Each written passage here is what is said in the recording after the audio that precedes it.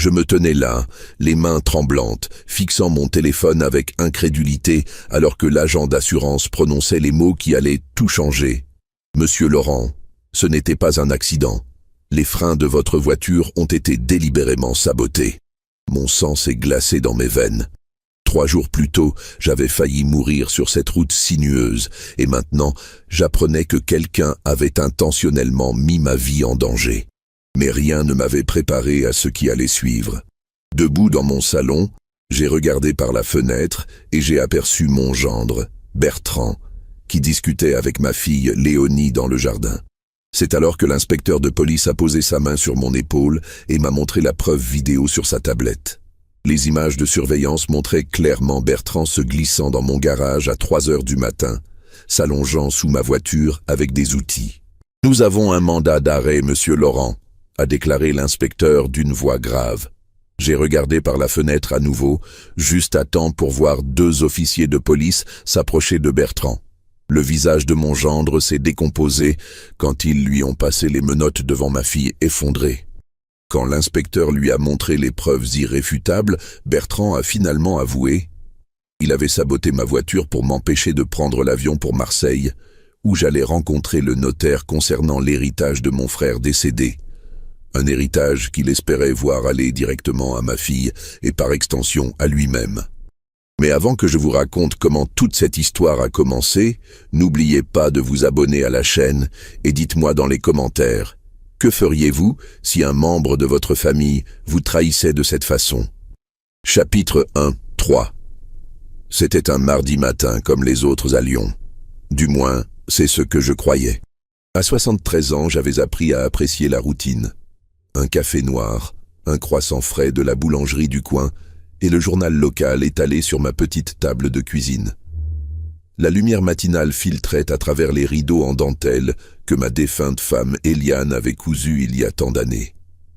Les premiers froids de novembre commençaient à se faire sentir et je pouvais voir mon souffle formé de petits nuages dans l'air. J'avais préparé ma valise la veille. Un voyage à Marseille n'était pas dans mes habitudes, mais les circonstances l'exigeaient. Mon frère cadet, Michel, était décédé le mois précédent d'une crise cardiaque soudaine. Nous n'avions jamais été très proches, mais la nouvelle m'avait néanmoins profondément attristé. Il avait mené une vie solitaire, sans enfant, et à ma grande surprise, son notaire m'avait contacté pour m'informer que j'étais son unique héritier. Une propriété en bord de mer et des économies substantielles, j'avais du mal à y croire. À mon âge, je n'avais pas besoin de plus d'argent, mais l'idée de pouvoir aider ma fille, Léonie, et mes petits-enfants me réchauffait le cœur. Le téléphone a sonné, interrompant mes pensées. « Allô ? Papa, c'est moi. » La voix de Léonie semblait préoccupée. « Tu es sûr que tu ne veux pas que Bertrand t'accompagne à l'aéroport? Je n'aime pas l'idée que tu conduises seul jusqu'à Lyon-Saint-Exupéry. » J'ai soupiré. C'était la 3e fois en 2 jours que ma fille insistait sur ce point. « Ma chérie, j'ai conduit toute ma vie. L'aéroport n'est qu'à 1 demi-heure et j'ai bien mémorisé l'itinéraire. Mais avec ce temps, il y a du verglas annoncé sur les routes et tu sais combien la descente vers l'autoroute est dangereuse. » J'ai jeté un coup d'œil par la fenêtre. Le ciel était clair, sans le moindre signe de précipitation. « Il fait beau, Léonie. Je serai prudent, je te le promets. » Un silence s'est installé à l'autre bout du fil, puis j'ai entendu une voix masculine étouffée. Bertrand sans doute, qui parlait à ma fille en couvrant le combiné de sa main. « Papa, » a repris Léonie. Bertrand dit qu'il peut venir tout de suite, il insiste. Quelque chose dans sa voix m'a mis mal à l'aise. Depuis que Bertrand était entré dans la vie de ma fille il y a 5 ans, notre relation avait toujours été cordiale, mais distante. Un homme de 42 ans, cadre dans une entreprise pharmaceutique, toujours habillé impeccablement, avec ses costumes sur mesure et sa montre suisse ostentatoire. Je n'avais jamais compris ce que ma fille, institutrice passionnée et simple, trouvait à cet homme dont l'ambition semblait être le seul trait de caractère notable. « Non, vraiment », ai-je insisté, sentant une pointe d'irritation monter en moi. « Je préfère y aller seul. Mon vol n'est qu'à 14 heures, j'ai tout mon temps. »« Mais papa, Léonie, ai-je dit fermement, Je t'appellerai quand j'arriverai à l'aéroport. » Après avoir raccroché, j'ai terminé mon café devenu tiède et je me suis préparé à partir. Ma petite Peugeot 208, fidèle compagne depuis 8 ans, m'attendait dans le garage attenant à ma modeste maison. J'ai chargé ma valise dans le coffre, vérifié 2 fois que j'avais bien mon portefeuille, mes clés et les documents du notaire, puis j'ai pris place derrière le volant. Le moteur a démarré du premier coup comme toujours. J'ai toujours pris soin de cette voiture, la faisant réviser régulièrement au garage du quartier tenu par Pascal, un homme que je connaissais depuis qu'il était enfant. D'ailleurs, je l'avais emmené pour une vérification complète la semaine précédente, spécifiquement en prévision de ce voyage. « Tout est parfait, monsieur Laurent », m'avait assuré Pascal avec un sourire. « Vous pourriez traverser la France entière sans le moindre problème. » J'ai quitté mon quartier tranquille, naviguant à travers les rues familières de Lyon, avant de prendre la direction de l'aéroport. Le trafic était fluide, et je me suis surpris à fredonner une vieille chanson de Jacques Brel. Pour une raison que je ne pouvais expliquer, j'étais nerveux à propos de ce voyage. Peut-être était-ce dû au fait que je n'avais pas pris l'avion depuis près de 10 ans. Ou peut-être était-ce l'idée de régler les affaires de mon frère disparu. La route sinueuse qui descendait vers l'autoroute était déserte ce matin-là. J'ai ralenti en approchant du premier virage serré, comme je le faisais toujours. J'ai appuyé sur la pédale de frein et rien ne s'est passé. Mon cœur a fait un bond dans ma poitrine. J'ai appuyé plus fort, écrasant presque la pédale contre le plancher. La voiture a continué d'avancer à la même vitesse, imperturbable. J'ai rapidement tiré le frein à main, mais il n'a eu qu'un effet minime sur la vitesse du véhicule. Le virage se rapprochait rapidement. J'ai senti la sueur perler sur mon front, tandis que je luttais pour garder le contrôle de la voiture. Dans un effort désespéré, j'ai rétrogradé en première et j'ai coupé le moteur, tentant de ralentir le véhicule par tous les moyens possibles. La Peugeot a dérapé dans le virage, les pneus crissant contre l'asphalte.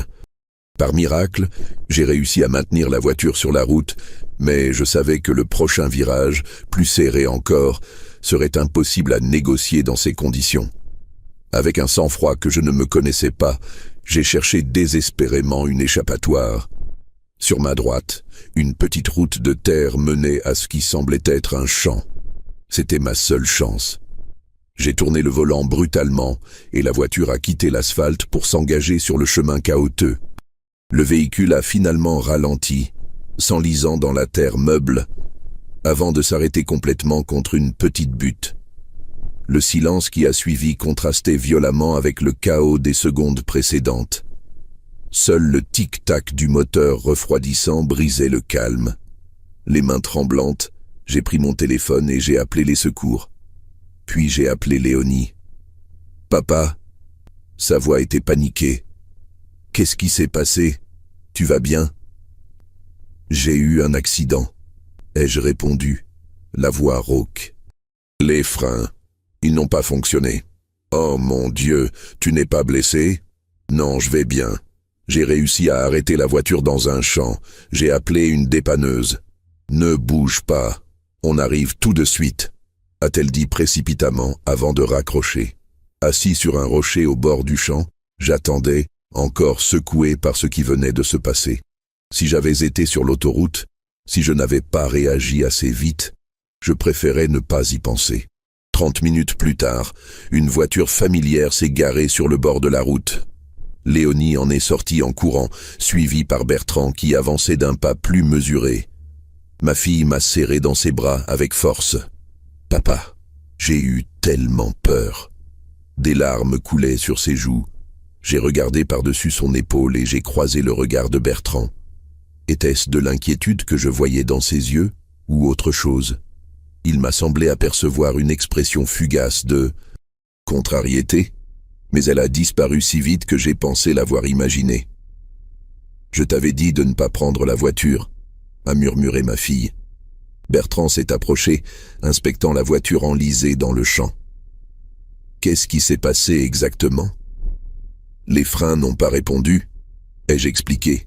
« J'ai tout essayé, mais rien n'a fonctionné. C'est comme s'ils avaient été désactivés. » Une ombre est passée sur le visage de Bertrand. « C'est étrange. » Tu l'avais fait vérifier récemment? La semaine dernière. Pascal a dit que tout était parfait. Bertrand a hoché la tête lentement. Ces petits garages de quartier, on ne peut jamais leur faire totalement confiance. Tu devrais changer pour un concessionnaire officiel. J'ai froncé les sourcils. Pascal était un mécanicien excellent, consciencieux, et je n'avais jamais eu le moindre problème avec son travail en 8 ans. Mais je n'avais pas l'énergie de débattre. La dépanneuse est arrivée peu après, suivie d'une voiture de police. Les agents ont pris ma déposition et ont inspecté sommairement le véhicule. On dirait une défaillance technique, a commenté l'un d'eux. Heureusement que vous avez eu le réflexe de quitter la route. Je vais manquer mon vol, ai-je réalisé soudain.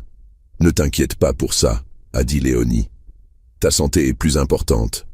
On reprogrammera ton voyage. Bertrand a acquiescé. Le notaire peut attendre. Ce n'est pas comme si l'héritage allait s'envoler. Il y avait quelque chose dans sa voix, une légère tension, qui m'a interpellé. Nous sommes rentrés tous ensemble, ma voiture remorquée vers le garage de Pascal.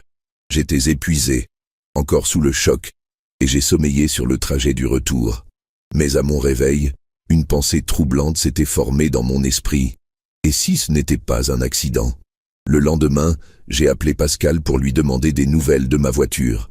Monsieur Laurent, sa voix était grave, j'ai examiné votre système de freinage. Ce n'est pas une défaillance ordinaire. Quelqu'un a délibérément sectionné la conduite de liquide de frein.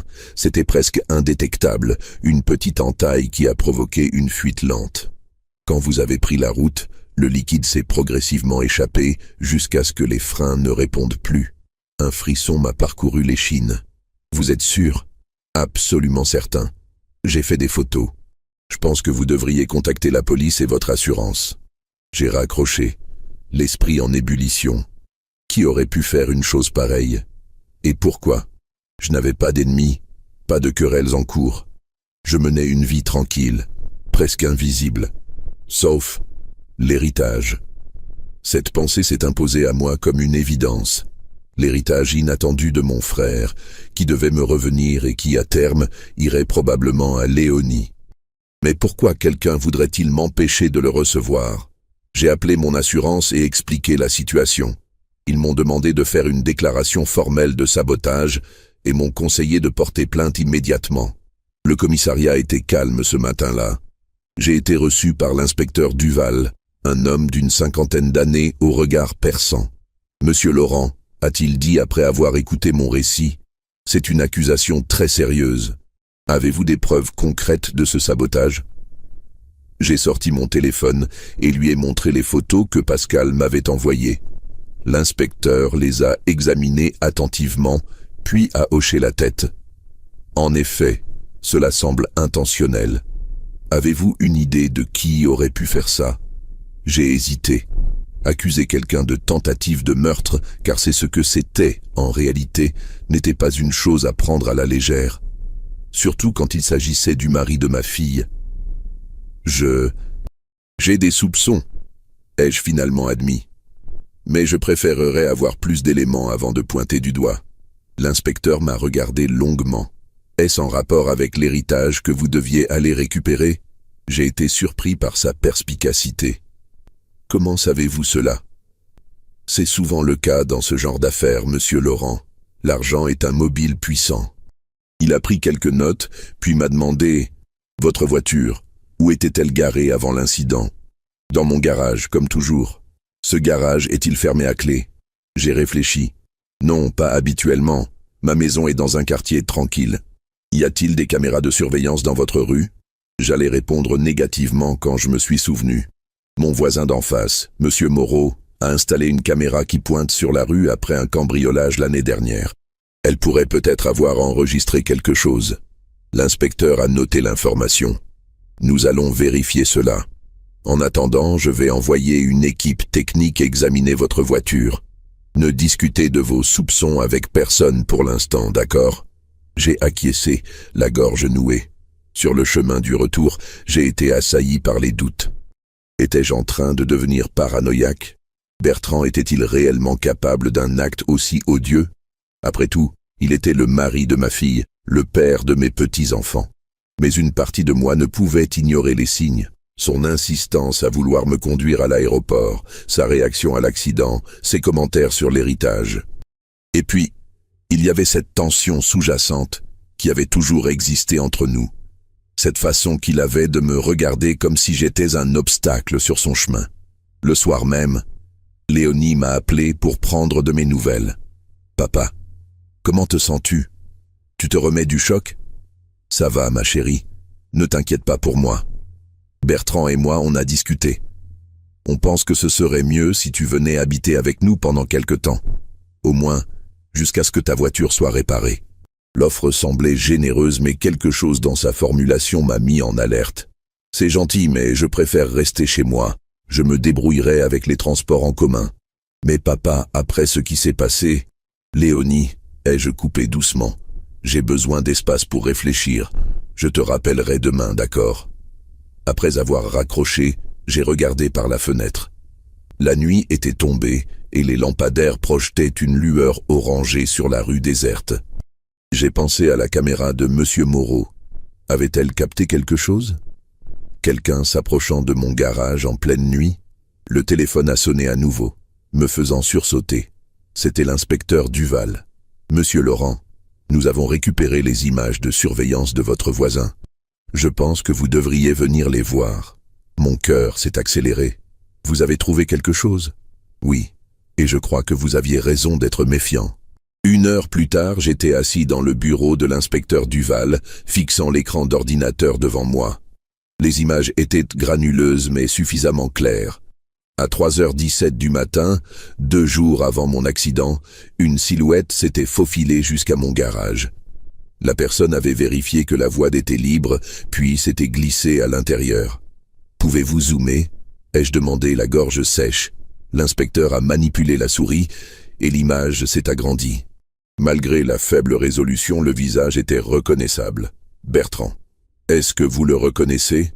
a demandé l'inspecteur, bien qu'il connaisse déjà la réponse. « Oui, » ai-je murmuré, « c'est mon gendre. » L'inspecteur a fait défiler la vidéo. 10 minutes plus tard, Bertrand ressortait du garage, vérifiant à nouveau les alentours avant de disparaître dans la nuit. « Nous avons d'autres preuves, » a continué l'inspecteur. « Des résidus sous ses ongles correspondant au liquide de frein de votre véhicule. Et ceci. » Il m'a montré une capture d'écran d'un email de Bertrand à un certain Marc Fournier, daté d'il y a 3 semaines. « Marc, j'ai besoin d'informations sur comment provoquer une défaillance de frein qui semblerait accidentelle. C'est pour un projet d'écriture, bien sûr. » Détruis ce message après l'avoir lu. « Qui est ce Marc ?» ai-je demandé. « Un ancien collègue de votre gendre, licencié il y a 6 mois pour sabotage industriel. Il a immédiatement transmis cet email à notre service de cybercriminalité, craignant d'être impliqué dans quelque chose d'illégal. J'ai fermé les yeux, assommé par ces révélations. Pourquoi? Pourquoi voudrait-il me tuer? » L'inspecteur a soupiré. « Nous avons fait quelques recherches. Votre gendre a contracté des dettes importantes ces dernières années. Jeux en ligne, investissements risqués. Il est au bord de la faillite personnelle. L'héritage de votre frère représentait pour lui une bouée de sauvetage. Mais cet argent ne lui reviendrait pas directement, même si je disparaissais. Non, mais il irait à votre fille. Et d'après nos informations, il a récemment convaincu votre fille de signer une procuration lui donnant accès à tous ses comptes et investissements. » La trahison était complète. Non seulement Bertrand avait tenté de me tuer, mais il avait également manipulé ma fille, la mettant en danger financier. La colère a remplacé le choc. « Qu'allez-vous faire maintenant ?» ai-je demandé. « Nous avons suffisamment d'éléments pour procéder à son arrestation. Voulez-vous être présent ?» J'ai réfléchi un moment. « Oui, ma fille aura besoin de moi. Elle ne me croira pas si je lui raconte tout cela par téléphone. » Le lendemain matin, je me tenais dans mon salon, observant par la fenêtre. Léonie et Bertrand étaient dans le jardin. Elle semblait agitée, lui parlait avec animation, probablement inquiète pour moi après l'accident. L'inspecteur Duval était à mes côtés, attendant le moment opportun. 2 officiers en uniforme se sont approchés du couple. J'ai vu Léonie se figer, confuse. Bertrand a tenté de garder son calme, mais son visage s'est décomposé quand l'inspecteur est sorti et lui a montré les preuves sur sa tablette. Je suis sorti à mon tour, le cœur lourd. Léonie s'est précipitée vers moi, en larmes. « Papa, dis-moi que ce n'est pas vrai. Ils disent que Bertrand a saboté ta voiture. » J'ai pris ses mains dans les miennes. « C'est vrai, ma chérie. Il y a des preuves irréfutables. » Bertrand, menotté, a finalement craqué. « Je ne voulais pas te faire de mal, Léonie. Tu dois me croire. C'était pour notre avenir, pour les enfants. » « En essayant de tuer mon père ?» a crié Léonie horrifiée. « Je voulais juste l'empêcher d'aller à Marseille. Il aurait pu changer son testament, nous déshériter. Tu ne comprends pas, on a besoin de cet argent. » L'inspecteur a fait un signe aux officiers, qui ont emmené Bertrand vers la voiture de police. Léonie s'est effondrée dans mes bras, secouée de sanglots. « Comment ai-je pu être aussi aveugle ?» a-t-elle murmuré entre deux respirations hachées. Je l'ai serré contre moi, sentant mon propre chagrin se mêler au sien. « L'amour nous aveugle parfois, ma chérie. Ce n'est pas ta faute. » Alors que la voiture de police s'éloignait, j'ai regardé le ciel. Une page se tournait, une trahison déchirante, mais aussi peut-être le début d'une guérison, d'une reconstruction. Pour Léonie, pour moi, pour notre famille brisée par l'avidité d'un homme. Le téléphone a sonné à l'intérieur. Probablement le notaire de Marseille, qui attendait toujours ma visite. Cet héritage, cause de tant de souffrances, nous aiderait peut-être finalement à reconstruire ce que la cupidité avait détruit. Les semaines qui ont suivi l'arrestation de Bertrand ont été parmi les plus difficiles de ma vie. Non pas pour moi, mais pour ma fille. Voir Léonie, d'habitude si forte, réduite à une ombre d'elle-même, m'a brisé le cœur. Ses yeux, autrefois pétillants de vie, étaient désormais constamment rougis par les larmes. Elle avait perdu du poids, et son teint habituellement rosé avait laissé place à une pâleur inquiétante. Le matin où devait se tenir l'audience préliminaire, je me suis rendu chez elle. Elle habitait une jolie maison de banlieue, à une vingtaine de minutes de chez moi.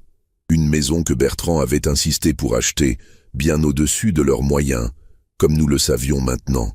J'ai frappé doucement à la porte. « Entre, papa, c'est ouvert », a répondu une voix fatiguée. Léonie était assise à la table de la cuisine, une tasse de café froid devant elle. Elle portait un tailleur noir sobre, ses cheveux châtains tirés en arrière dans un chignon serré. Elle ressemblait tellement à sa mère dans ces moments-là que j'en ai eu le souffle coupé. « Tu es prête ?» ai-je demandé doucement. Elle a hoché la tête, son regard fixé sur un point invisible. « Les enfants sont chez maman. J'ai préféré qu'ils n'assistent pas à ça. Ils sont trop petits pour comprendre. » « Tu as bien fait. » Un silence pesant s'est installé. Il y avait tant à dire, et pourtant les mots semblaient insuffisants, inadéquats face à la tempête émotionnelle qui nous submergeait. « Papa » a-t-elle finalement murmuré. « Comment ai-je pu être aussi aveugle? Comment ai-je pu ne rien voir ?» Je me suis assis à côté d'elle et j'ai pris sa main. Ses doigts étaient glacés malgré la chaleur qui régnait dans la pièce. L'amour nous fait parfois porter des œillères, ma chérie. Ce n'est pas ta faute. Mais les signes étaient là, a-t-elle insisté, une larme solitaire roulant sur sa joue. Ses absences inexpliquées, son stress constant à propos de l'argent, sa façon de me presser pour que je signe cette procuration, j'aurais dû voir. Nous voyons ce que nous voulons voir, Léonie. Bertrand était doué pour présenter une façade respectable au monde. Elle a levé les yeux vers moi, et j'y ai lu une douleur si profonde que j'en ai eu le cœur serré. Il a essayé de te tuer, papa, pour de l'argent. L'homme que j'ai épousé, le père de mes enfants, a essayé de tuer mon père. Sa voix s'est brisée sur ces derniers mots, et elle a éclaté en sanglots. Je l'ai prise dans mes bras, comme lorsqu'elle était enfant et qu'elle pleurait pour un genou écorché ou un jouet cassé. Mais cette blessure-là était bien plus profonde et je n'étais pas certain qu'elle guérirait un jour complètement. « Il va nier, tu sais », a-t-elle dit entre deux sanglots. Son avocat m'a appelé hier soir. Ils vont plaider que les preuves ont été falsifiées, que c'est un coup monté. Les preuves sont accablantes, Léonie, la vidéo, l'email, les traces sous ses ongles. Je sais. Mais ça ne l'empêchera pas d'essayer de salir ton nom, de te faire passer pour un vieil homme paranoïaque qui cherche à se débarrasser de son gendre. Il est prêt à tout. J'ai serré les poings, malgré moi. La colère qui couvait en moi depuis que j'avais découvert la trahison de Bertrand menaçait de déborder. Mais je devais rester fort, pour Léonie, pour mes petits-enfants. La vérité finit toujours par éclater, ai-je dit, avec une conviction que je ne ressentais pas entièrement. Faisons-lui confiance. Le palais de justice de Lyon était imposant ce matin-là, ses colonnes néoclassiques se dressant vers un ciel gris et menaçant. Nous sommes entrés dans la salle d'audience, Léonie agrippant mon bras, comme si elle craignait de s'effondrer sans ce soutien. L'inspecteur Duval nous a accueillis avec un hochement de tête grave.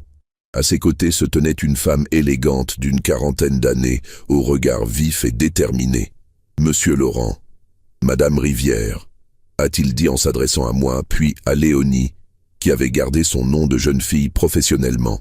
« Je vous présente Maître Caroline Delorme, la procureure en charge de l'affaire. » Nous avons échangé des poignées de main. La poigne de Maître Delorme était ferme et assurée. « Je tenais à vous parler avant l'audience », a-t-elle expliqué. « L'affaire est solide, mais il faut vous préparer à ce qui va suivre. La défense va être agressive. Ils vont essayer de vous déstabiliser, de semer le doute. Ne vous laissez pas intimider. » J'ai acquiescé, sentant Léonie se raidir à mes côtés. « Vont-ils m'appeler à témoigner aujourd'hui ?» a demandé ma fille d'une voix tremblante. « Probablement pas lors de cette audience préliminaire », a répondu la procureure. « Mais au procès, oui, vous serez certainement appelé à la barre. C'est inévitable, étant donné votre relation avec l'accusé. » Léonie a pâli davantage, si c'était possible. Je lui ai serré la main pour la rassurer. « Elle sera prête », ai-je affirmé. Maître Delorme nous a adressé un sourire encourageant avant de s'éloigner pour consulter ses notes. L'inspecteur Duval est resté auprès de nous. « Comment va votre voisin, monsieur Moreau ?» a-t-il demandé pour détendre l'atmosphère. « Bien, un peu secoué par toute cette affaire. Il n'aurait jamais imaginé que sa caméra de surveillance capturerait quelque chose d'aussi grave. Sans elle, nous n'aurions peut-être jamais pu prouver la culpabilité de votre gendre. C'est souvent ainsi que la justice avance, grâce à des coïncidences fortuites. La porte latérale s'est ouverte, et Bertrand est apparu, escorté par 2 policiers. Il portait un costume gris sobre, probablement conseillé par son avocat pour paraître respectable. Malgré les circonstances, il se tenait droit, le menton relevé, dans une attitude que j'avais toujours trouvée arrogante. Son regard a balayé la salle jusqu'à nous trouver. Quand il a vu Léonie, son visage s'est adouci, et il a tenté un sourire qui se voulait aimant. Ma fille a détourné les yeux, incapable de soutenir son regard. L'audience a commencé. Le juge, un homme austère aux cheveux grisonnants, a écouté les arguments préliminaires des 2 parties. Maître Delorme a présenté les preuves avec une précision chirurgicale.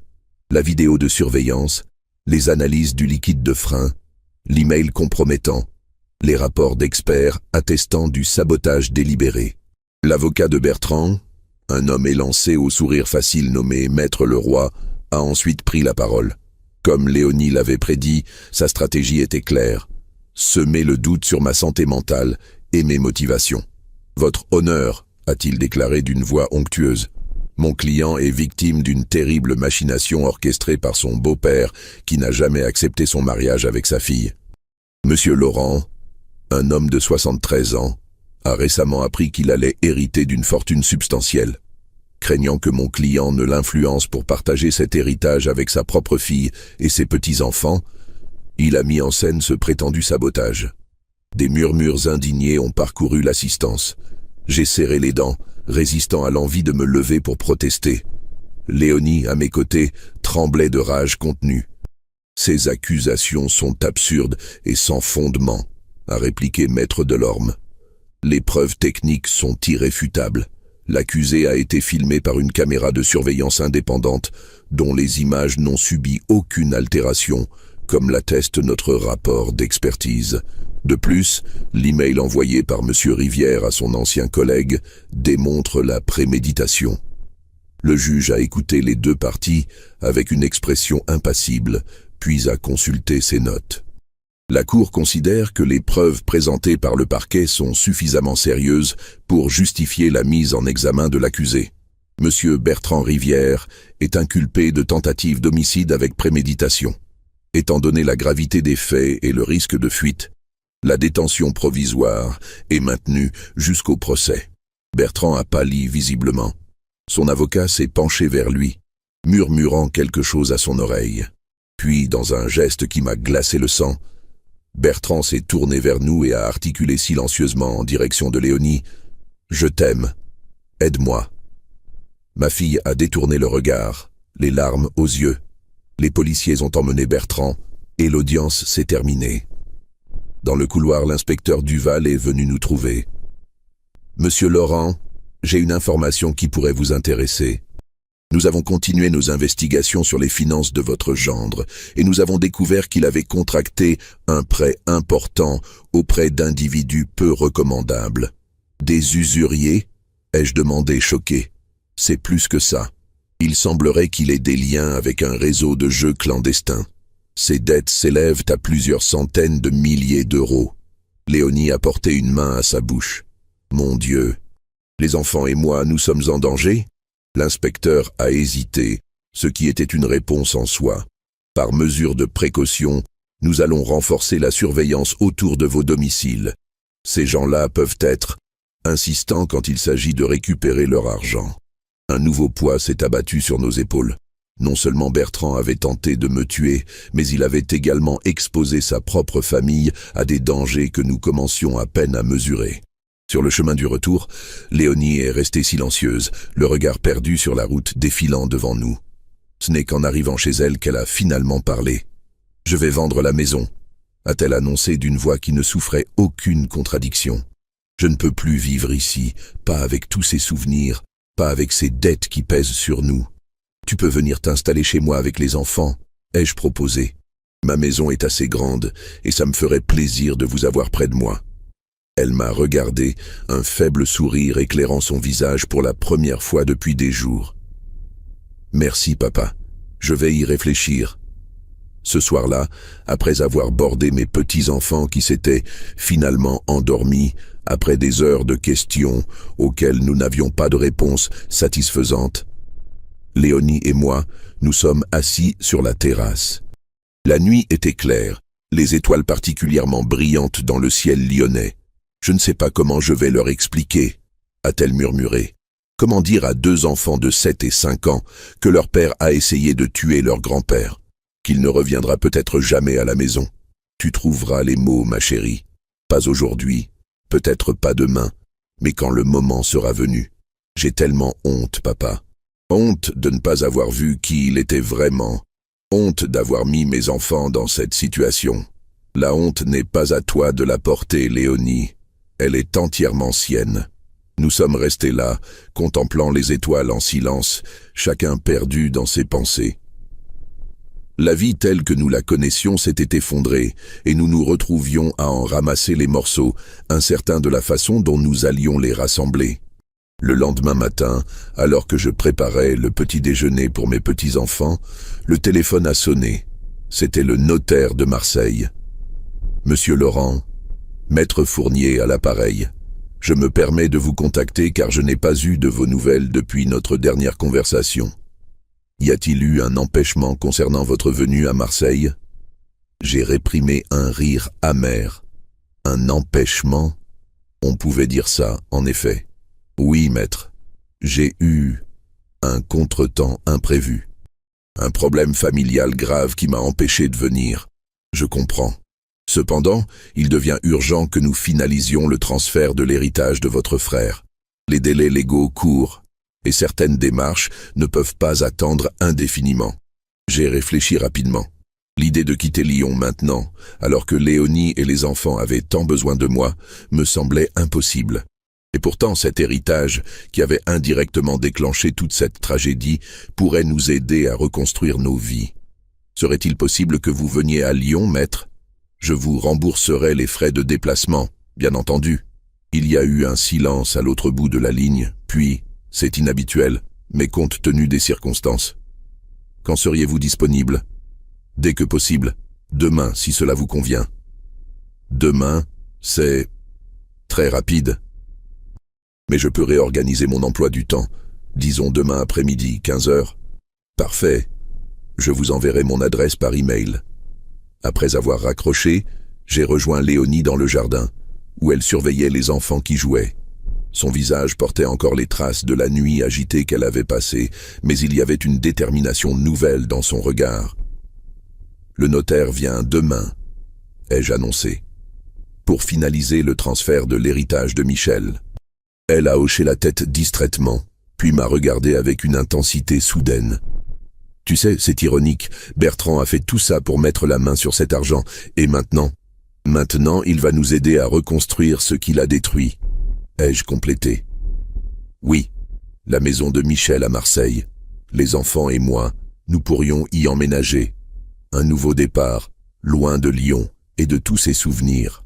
L'idée de voir ma fille et mes petits-enfants s'éloigner m'a serré le cœur. Mais j'ai compris son besoin de prendre ses distances, de recommencer ailleurs. Tu n'es pas obligé de décider tout de suite, ai-je dit doucement. Je sais, mais j'y pense depuis hier soir. Marseille, c'est une belle ville pour élever des enfants. Le soleil, la mer. Et puis, tu pourrais venir souvent nous voir. Peut-être même t'installer avec nous, dans cette grande maison dont tu m'as parlé. Cette perspective a fait naître en moi une lueur d'espoir que je n'avais pas ressentie depuis longtemps. Vivre avec ma fille et mes petits-enfants, les voir grandir au quotidien, les aider à surmonter ce traumatisme? On verra, ai-je répondu, ne voulant pas m'engager trop vite. Pour l'instant, concentrons-nous sur l'immédiat. Vers midi, alors que nous déjeunions, la sonnette de la porte a retenti. Léonie est allée ouvrir et j'ai entendu des voix dans l'entrée.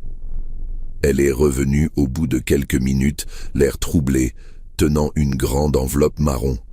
« Qui était-ce » ai-je demandé. « Un huissier. Il m'a remis ça. » Elle a agité l'enveloppe. « Ce sont des documents concernant les dettes de Bertrand. Il semblerait que ces créanciers n'aient pas l'intention d'attendre la fin du procès pour réclamer leur dû. » Elle a ouvert l'enveloppe et a parcouru les documents, son visage s'assombrissant de plus en plus. « Ils veulent saisir la maison, la voiture, tout ce que nous possédons. Selon eux, j'aurais cosigné certains prêts, ce qui est absolument faux. Je n'ai jamais... » Sa voix s'est brisée et elle a laissé tomber les papiers sur la table. J'ai ramassé les documents et les ai examinés. Effectivement, la signature de Léonie apparaissait sur plusieurs contrats de prêt. Une signature qui ressemblait à la sienne, mais qui, à y regarder de plus près, présentait des différences subtiles. « Il a falsifié ta signature », ai-je réalisé avec horreur. « Il t'a impliqué dans ses dettes sans que tu le saches. » « Comment a-t-il pu » a murmuré Léonie, effondrée. « Jusqu'où allait sa trahison ?»« Il faut appeler l'inspecteur Duval immédiatement », ai-je décidé, « et trouver un bon avocat spécialisé dans ce genre d'affaires. Tu ne dois pas payer pour les crimes de Bertrand. » J'ai attrapé mon téléphone et j'ai composé le numéro de l'inspecteur. Pendant que j'expliquais la situation, j'observais Léonie qui s'était assise, le regard vide, caressant distraitement les cheveux de sa fille, venue se blottir contre elle. La colère montait en moi, plus forte que jamais. Bertrand n'avait pas seulement tenté de me tuer, il avait méthodiquement détruit la vie de celle qu'il prétendait aimer. L'inspecteur Duval est arrivé 1 heure plus tard, accompagné d'un expert en graphologie qui a immédiatement confirmé nos soupçons. Les signatures avaient été falsifiées, et plutôt grossièrement. Ces éléments vont s'ajouter aux charges contre votre mari, a expliqué l'inspecteur à Léonie. Faux et usage de faux, escroquerie. La liste s'allonge. Quant aux créanciers, notre unité financière va s'en occuper. Ils ne peuvent pas légalement vous poursuivre pour des contrats frauduleux. Un soulagement visible a parcouru Léonie. Merci, inspecteur, je ne sais pas comment nous aurions géré cela sans votre aide. C'est mon métier, madame. Et puis, a-t-il ajouté avec un demi-sourire, je dois avouer que cette affaire me tient particulièrement à cœur. Il y a quelque chose de profondément révoltant dans la façon dont votre mari a trahi la confiance de sa propre famille. Après le départ de l'inspecteur, j'ai préparé du thé pour Léonie. Elle semblait épuisée, vidée par les émotions successives qui l'avaient assaillie ces derniers jours. « Tu devrais te reposer », ai-je suggéré. « Je m'occupe des enfants. » Elle a hoché la tête faiblement. « Réveille-moi pour le dîner. » Pendant qu'elle dormait, j'ai emmené mes petits-enfants au parc voisin. Leur innocence, leur capacité à trouver de la joie malgré le chaos qui régnait dans leur vie, m'a réchauffé le cœur. Pour eux, je devais rester fort, optimiste, un pilier sur lequel ils pourraient s'appuyer dans la tempête. De retour à la maison, alors que les enfants jouaient dans leur chambre, j'ai reçu un appel de Maître Delorme, la procureure. « Monsieur Laurent, j'ai des nouvelles importantes. Bertrand Rivière a proposé un marché. »« Un marché ?» ai-je répété, incrédule. « Il offre de plaider coupable à toutes les charges, évitant ainsi un procès long et pénible pour votre famille en échange d'une peine réduite. » J'ai serré le téléphone, partagé entre le soulagement d'éviter à Léonie l'épreuve d'un procès public et l'indignation à l'idée que Bertrand puisse s'en tirer à bon compte. « Quelle peine envisagez-vous » ? Avec un plaidé coupable, probablement 10 à 15 ans selon le juge. Sans cela, il risquerait 20 ans ou plus. 10 à 15 ans. C'était à la fois beaucoup et peu pour quelqu'un qui avait délibérément tenté de me tuer, qui avait trahi et ruiné sa propre famille. Je dois en parler à ma fille, ai-je finalement répondu. C'est elle qui souffre le plus dans cette histoire. Bien sûr, prenez votre temps, mais sachez que l'offre est sur la table pour l'instant. J'ai raccroché, l'esprit tourmenté par cette nouvelle décision à prendre. Accepter le marché de Bertrand, c'était peut-être renoncer à une certaine forme de justice, mais c'était aussi protéger Léonie et les enfants d'un procès médiatisé qui raviverait leurs blessures. Le soir tombait sur Lyon, enveloppant la ville d'une douce lueur orangée. Dans cette maison où le bonheur avait régné autrefois, nous nous retrouvions face à un avenir incertain, mais peut-être pas aussi sombre qu'il l'avait semblé quelques jours plus tôt. L'héritage de mon frère, l'amour qui nous unissait, ma fille et moi, la résilience que je voyais déjà se manifester chez Léonie, tout cela formait les bases sur lesquelles nous pourrions reconstruire. Et si Bertrand croyait pouvoir s'en tirer aussi facilement, il se trompait lourdement. Car la justice, qu'elle prenne la forme d'un procès ou d'un plaidé coupable, allait suivre son cours. Et nous allions continuer à avancer, pas à pas, jour après jour, vers la guérison. 6 mois se sont écoulés depuis l'arrestation de Bertrand. 6 mois pendant lesquels notre vie a été sans dessus-dessous, comme une maison après le passage d'une tornade. Pourtant, petit à petit, nous avons commencé à reconstruire, à panser nos blessures, à retrouver un semblant de normalité. Ce matin de mai, le soleil se levait sur Marseille, illuminant la terrasse de la villa où Léonie, les enfants et moi avions emménagé 2 mois plus tôt. L'air marin chargé de sel et de promesses emplissait mes poumons tandis que je contemplais la Méditerranée qui s'étendait à perte de vue. La maison de mon frère Michel, désormais notre maison, était perchée sur une colline surplombant la mer, offrant une vue à couper le souffle. J'ai entendu la porte-fenêtre s'ouvrir derrière moi. Léonie est apparue, 2 tasses de café fumantes à la main. Elle avait changé ces derniers mois. Ses traits s'étaient adoucis, les cernes sous ses yeux s'étaient estompées, et elle avait retrouvé cette étincelle de vie qui la caractérisait avant Bertrand. « Bonjour papa », a-t-elle dit en me tendant une tasse. « Bien dormi ?» Comme un loir. L'air marin me fait un bien fou. Elle s'est accoudée à la balustrade à côté de moi, contemplant l'horizon. Les enfants dorment encore. Ils étaient épuisés après notre balade sur le vieux port hier soir. Ils s'adaptent bien, tu ne trouves pas ? Elle a souri, un sourire qui atteignait enfin ses yeux. Oui, cette maison, ce nouveau départ, c'était exactement ce dont nous avions besoin. Nous sommes restés silencieux un moment, savourant notre café et la beauté paisible du paysage. Les mouettes tournoyaient au-dessus de l'eau. leurs cris lointains apportés par la brise. L'audience est aujourd'hui, a finalement dit Léonie, sa voix trahissant une légère tension. J'ai acquiescé. Après de longues délibérations, nous avions finalement accepté le marché proposé par Bertrand. Il plaiderait coupable à toutes les charges, et en échange, le procureur recommanderait une peine réduite. Nous évitions ainsi un procès public qui aurait étalé nos vies privées dans les médias et traumatisé davantage les enfants. « Tu es sûr de ne pas vouloir y assister ?» ai-je demandé. « Certaine. Ma présence là-bas ne changerait rien et je n'ai pas la force de le revoir, d'entendre sa voix. » Elle a secoué la tête. « Je préfère rester ici avec les enfants. C'est toi qui témoigneras pour nous tous. » Je comprends. Et je ferai en sorte que justice soit rendue. Nous sommes rentrés à l'intérieur pour préparer le petit déjeuner. Les enfants se sont réveillés peu après, remplissant la maison de leurs rires et de leur énergie débordante.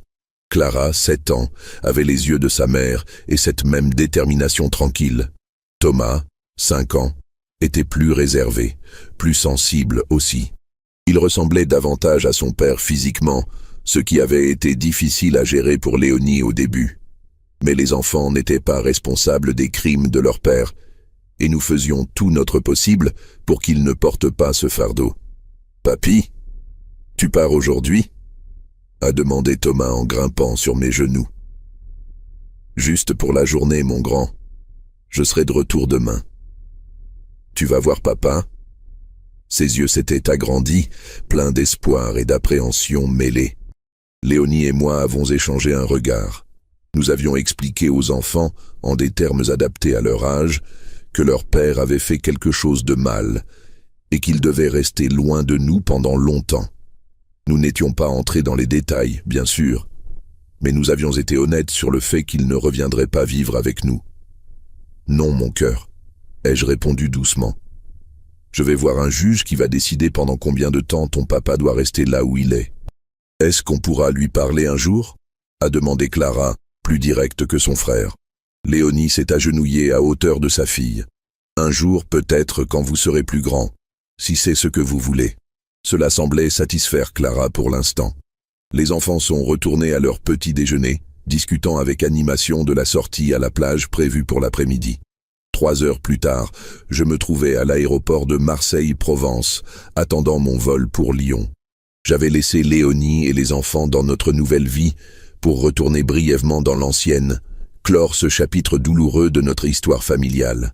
L'avion a décollé et j'ai regardé la côte méditerranéenne s'éloigner sous mes pieds. Tant de choses avaient changé en si peu de temps. 6 mois plus tôt, j'étais un retraité menant une vie tranquille à Lyon, sans imaginer un seul instant le bouleversement qui m'attendait. Aujourd'hui, j'étais le pilier d'une famille reconstruite, partageant ma vie entre la joie de voir mes petits-enfants grandir et la responsabilité de protéger ma fille des conséquences des actes de son ex-mari. Car oui, ex était désormais le terme approprié. Le divorce avait été prononcé 2 mois plus tôt, dans des circonstances exceptionnelles, compte tenu de l'incarcération de Bertrand.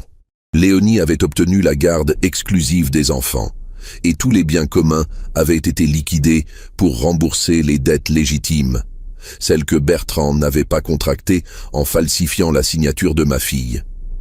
À mon arrivée à Lyon, une voiture de police m'attendait.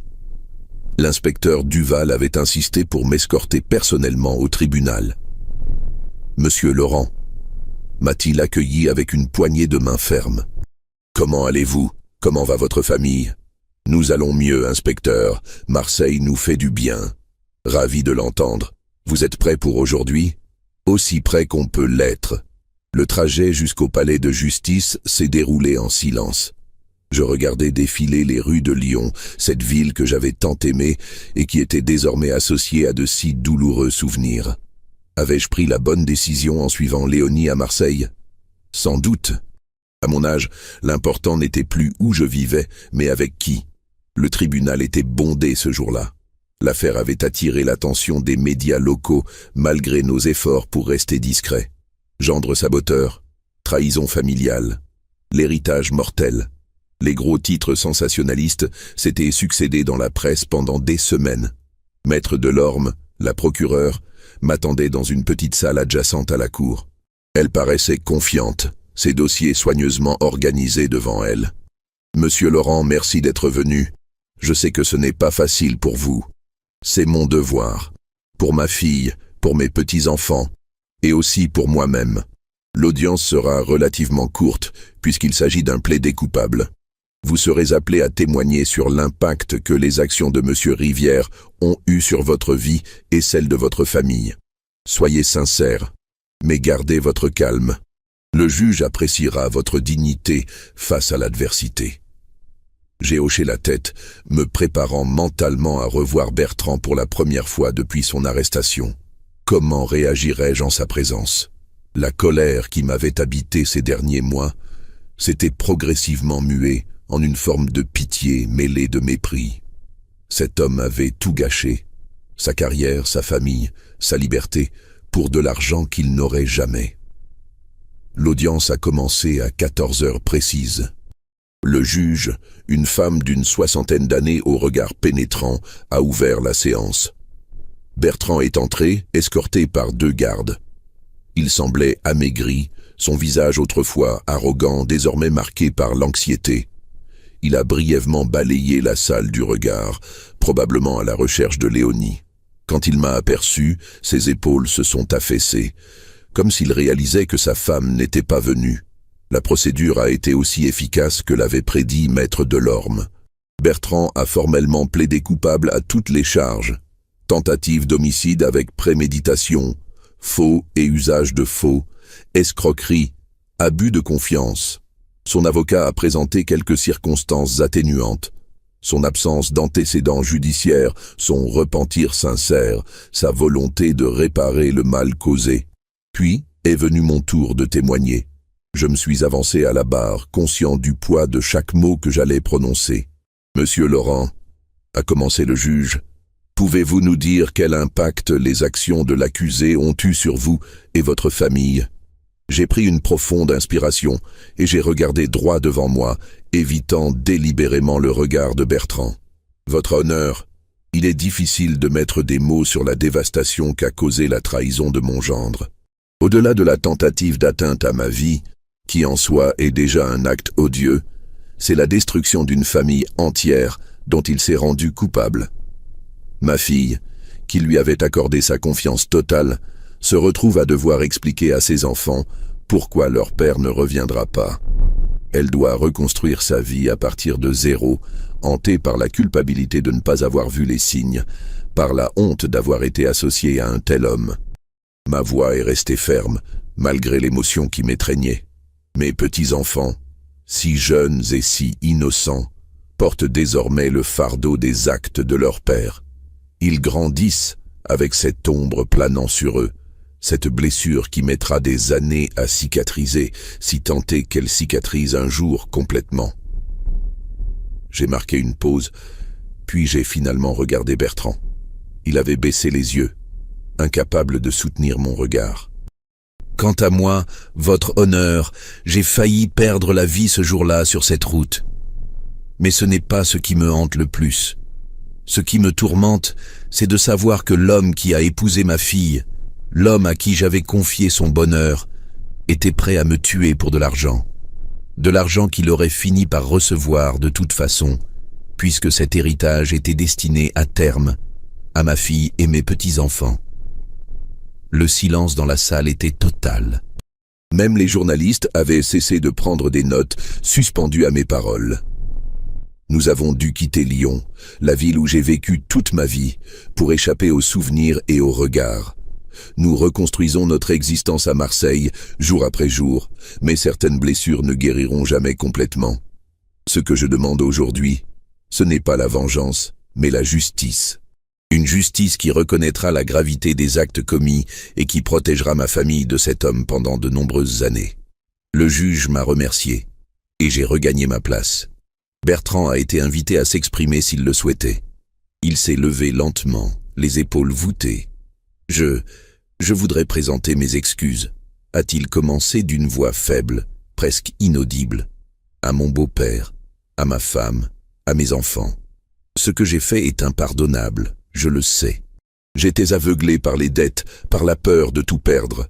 Je ne demande pas le pardon, mais juste la possibilité, un jour, de montrer à mes enfants que leur père n'est pas seulement l'homme qui a commis ces actes terribles. Ces paroles sonnaient creux à mes oreilles. Trop peu, trop tard. Le mal était fait, et aucun discours ne pourrait l'effacer. Le juge a délibéré pendant près d'1 heure avant de rendre sa décision. Bertrand Rivière, vous êtes reconnu coupable de tentative d'homicide avec préméditation, faux et usage de faux, escroquerie et abus de confiance. Compte tenu de la gravité des faits, de leur préméditation et de l'impact dévastateur qu'ils ont eu sur votre famille, je vous condamne à 12 ans de réclusion criminelle. Vous serez également soumis à un suivi socio-judiciaire de 5 ans après votre libération, avec interdiction d'entrer en contact avec Monsieur Laurent, sans son consentement explicite. Concernant vos enfants, tout contact futur sera soumis à l'approbation de leur mère et se fera dans un cadre strictement encadré. Le verdict est tombé comme un couperet. 12 ans. C'était à la fois beaucoup et peu pour ce qu'il avait fait. Mais l'essentiel était là. Pendant plus d'1 décennie, ma famille serait protégée de cet homme. Bertrand a été emmené par les gardes, le visage défait. Avant de quitter la salle, il a tourné la tête vers moi une dernière fois, comme s'il espérait un signe, un geste. Je suis resté impassible. Certaines trahisons sont trop profondes pour être pardonnées. À la sortie du tribunal, l'inspecteur Duval m'attendait. Un résultat satisfaisant, a-t-il commenté alors que nous marchions vers sa voiture, évitant les journalistes qui tentaient d'obtenir une déclaration. La justice a été rendue, ai-je répondu sobrement. Comment va votre fille? Elle se reconstruit petit à petit. Elle est forte, vous savez, plus forte qu'elle ne le croit elle-même. Et vous, monsieur Laurent? Comment allez-vous vraiment? La question m'a pris au dépourvu. Comment allais-je, au fond? Ces derniers mois avaient été un tourbillon d'émotions, de décisions, de changements. Je vais mieux, ai-je finalement répondu. Je découvre une nouvelle vie à Marseille.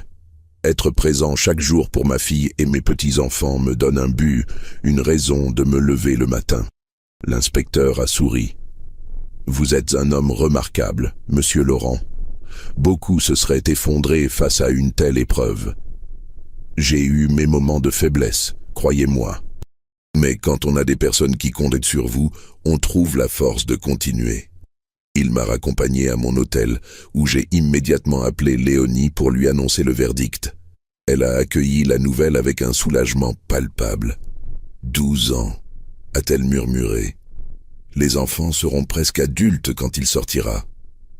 Oui, et vous serez protégé, légalement, même après sa libération. Merci, papa, pour tout. Sans toi, je ne sais pas comment j'aurais traversé cette épreuve. C'est ce que font les pères, ma chérie. On protège nos enfants, à tout âge. Après avoir raccroché, je me suis assis sur le lit, soudain épuisé.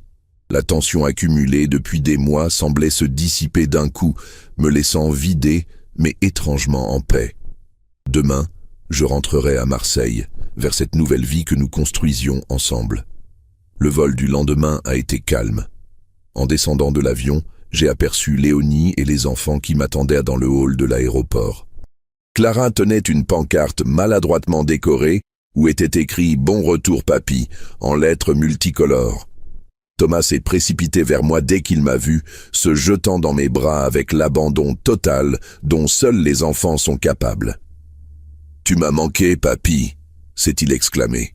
« Tu m'as manqué aussi, mon grand. » Léonie m'a embrassé sur la joue. « Bienvenue à la maison, papa. »« À la maison. » Ces mots résonnaient en moi avec une douceur particulière. Marseille était désormais notre foyer, le lieu de notre guérison collective. Sur le chemin du retour, longeant la côte baignée de soleil, j'ai observé ma fille qui conduisait, son profil détendu, presque serein. Les enfants chantonnaient à l'arrière, insouciants comme seuls les enfants savent l'être. La vie continuait, malgré tout. Différente, certes, mais peut-être plus authentique, plus précieuse après l'épreuve traversée. La villa nous est apparue au détour d'un virage, majestueuse sur sa colline face à la mer. Notre refuge, notre nouveau départ. En y entrant, j'ai ressenti une certitude apaisante. Nous avions fait le bon choix.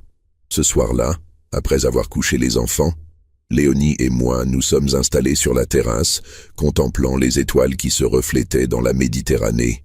La brise marine apportait avec elle les parfums de lavande et de pin, si caractéristiques du sud. « À quoi penses-tu » m'a demandé Léonie, remarquant mon air pensif.